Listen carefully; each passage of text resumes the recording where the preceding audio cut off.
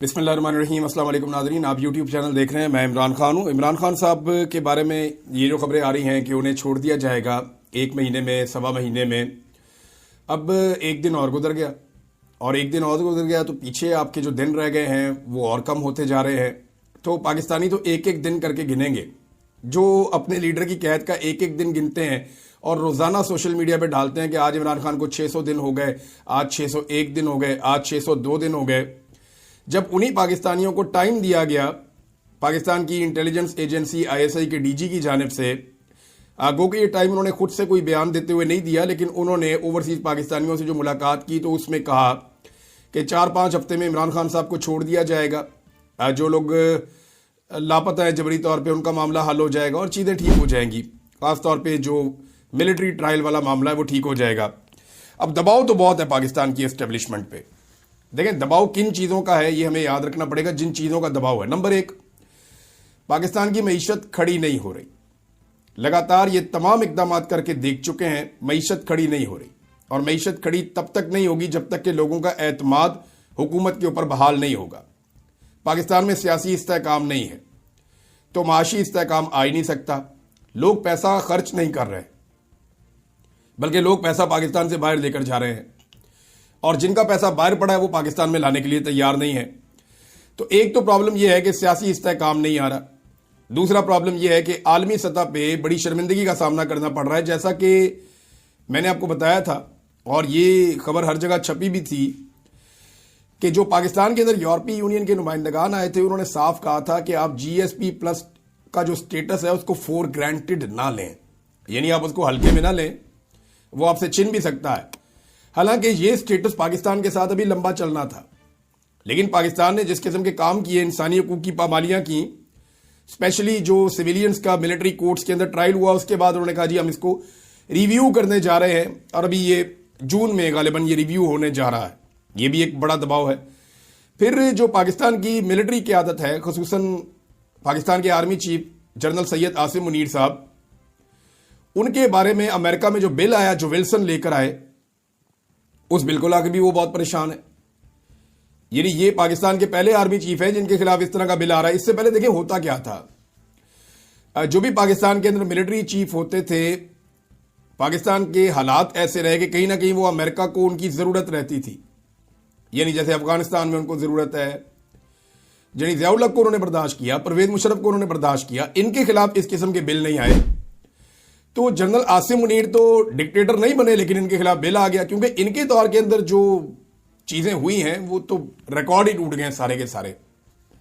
और ये मैं नहीं कह रहा, सारे ही कहते हैं।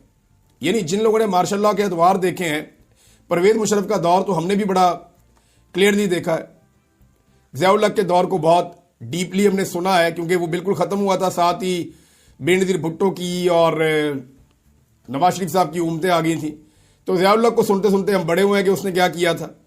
इसी तरह अयूब खान की कहानियां हैं, याया खान की हैं, लेकिन वो जो लोग कहानियां सुनाते हैं वो कहते हैं जी इतना जुल्म और ज्यादती तो तब भी नहीं हुई थी जितनी अब हो रही है। यानी तब भी खवातीन का एहतराम तो किया जाता था कम से कम।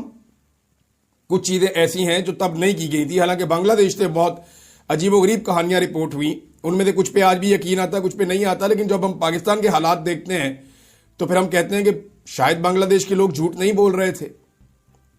जो उनकी तरफ से शिकवे और शिकायतें थे शायद वो सारे गलत नहीं थे। वजह यह है कि उससे मिलती जुलती चीजें हमने पाकिस्तान में होती हुई देखी हैं। तो एक के बाद एक दिन गुजर जाता है, प्रेशर तो बहुत है। ये जो विल्सन का बिल है ये वाकई प्रेशर डालेगा और एक मुसीबत पैदा कर देगा। और क्या एक ऐसे आर्मी चीफ को कंटिन्यू करवाया जाएगा नवंबर 2025 के बाद, जिसके ऊपर अमेरिका में पाबंदियों की करारदाद हो, या अगर ये पास हो गई तो फिर तो वो बिल पास हो गया तो फिर तो पाबंदियां लग जाएंगी। अब ये बड़ी टेक्निकल चीजें हैं, इनसे बचना कैसे है, ओवरसीज पाकिस्तानियों में फूट डालनी पड़ेगी, पाकिस्तान तहरीके इंसाफ के सोशल मीडिया को कुचलना पड़ेगा। अच्छा, ये बड़ा इंटरेस्टिंग है। अगर पाकिस्तान तहरीके इंसाफ के सोशल मीडिया को पाकिस्तान की एस्टेब्लिशमेंट कुचलती है तो उसके लिए उन्हें सैकड़ों गिरफ्तारियां करनी पड़ेंगी। पाकिस्तान में लोगों को टॉर्चर करना पड़ेगा, जबरी तौर पर लापता करना पड़ेगा। अभी भी लगभग 1 दर्जन के करीब लोग बताए जाते हैं जो पाकिस्तान तहरीके इंसाफ के जबरी तौर पे लापता है। इनका पता ही नहीं है किधर गए। फरहान चिश्ती हो गए, कोई और हो गए, उस्मान साहब हो गए, 2-3 और हैं। ان کے نام تو مجھے یاد ہیں, کچھ اور لوگ ہیں جو ابھی ریسنٹلی جن کے نام آئے ہیں. تو لوگوں کو جبری طور پہ لاپتہ کیا گیا ہے. اس تعداد میں اور رفتار میں بہت اضافہ کرنا پڑے گا. پیکا کے تحت بہت سارے لوگوں کو گرفتار کرنا پڑے گا, ظلم اور بربریت کرنی پڑے گی, تب جا کر سوشل میڈیا کو پاکستان کے اندر کچھ حد تک ہینڈل کیا جا سکے گا. پاکستان کے باہر جو اوورسیز پاکستانی ہیں وہ تو پھر بھی ہینڈل نہیں ہو پائیں گے. لیکن جب سوشل میڈیا کے اوپر اس لیول کا کریک ڈاؤن آئے گا تو اس کا رد عمل بھی اسی لیول کا آئے گا. اسٹیبلشمنٹ کو شاید اس بات کا اندازہ نہیں ہے. ایک تو بڑا خوفناک رد عمل آئے گا پاکستان کے اندر, اور دوسرا جو اوورسیز پاکستانی ہیں ان کے اتفاق میں اور اتحاد میں اضافہ ہو جائے گا. یہ آپ میرے سے کنفرم کروا لیں. جب آپ پاکستان کے اندر ظلم کریں گے, تشدد کریں گے, جبر کریں گے, اوورسیز پاکستانی پاکستان کے ساتھ کھڑے ہو جاتے ہیں. دیکھیں نا, پاکستان میں سیلاب آ جائے, زلزلہ آ جائے, کوئی آپ کو مصیبت پڑ جائے, کوئی آفت آ جائے, تو آپ سب سے پہلے اوورسیز پاکستانیوں کی طرف دیکھتے ہیں اور وہ دل کھول کر پاکستان کے ساتھ کھڑے ہوتے ہیں. ایسے ہی ہم نے دیکھا ہمیشہ پاکستان کی حکومتوں کو کرتے ہوئے, اپوزیشنز کو بھی, تنظیموں کو بھی, سب کو یہی کرتے ہوئے دیکھا. تو جب وہ ہر سکھ اور دکھ کی گھڑی میں پاکستان کے ساتھ کھڑے ہوتے ہیں تو وہ ظلم اور جبر کے خلاف بھی پاکستان کے ساتھ کھڑے ہوں گے. تو اوورسیز پاکستانی اکٹھے ہو جائیں گے. یہ دونوں ٹارگٹ ایک ساتھ اچیو کیے نہیں جا سکتے.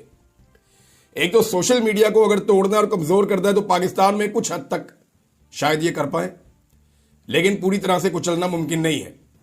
نمبر 2, اوورسیز پاکستانیوں میں اگر پھوٹ ڈالنی ہے تو یہ پھوٹ ختم ہو جائے گی جیسے ہی آپ ایک کریک ڈاؤن کریں گے. اوورسیز پاکستانی پھر اکٹھے ہو جائیں گے.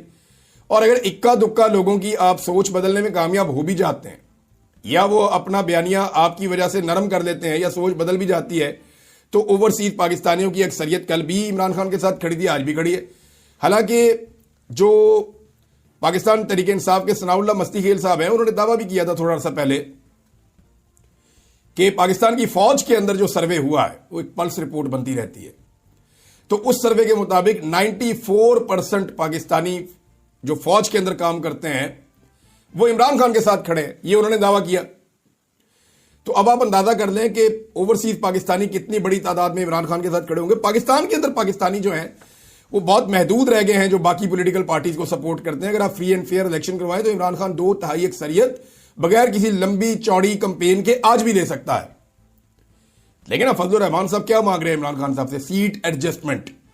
وہ بھی یہ جانتے ہیں کہ اس وقت عمران خان کی مقبولیت کا طوطی بولتا ہے, اور اگر اس وقت عمران خان صاحب آ جاتے ہیں تو 2/3 اکثریت لیں گے, انہیں کسی کی ضرورت ہی نہیں ہوگی. لہذا اگر اپنی سیٹیں لینی ہیں تو عمران خان صاحب کے ساتھ سیٹ ایڈجسٹمنٹ کرنی پڑے گی. یہ فضل الرحمان صاحب جیسا مضبوط سیاستدان بھی جانتا ہے. اب عمران خان صاحب سے ایک طرف تو کہا جا رہا ہے جی حالات بہتر کیے جائیں گے, ٹیمپریچر ڈاؤن کیا جائے گا, دوسری طرف بندے اغوا کیے جا رہے ہیں, ظلم اور بربریت جو ہے اس کو بند ہی نہیں کیا جا رہا.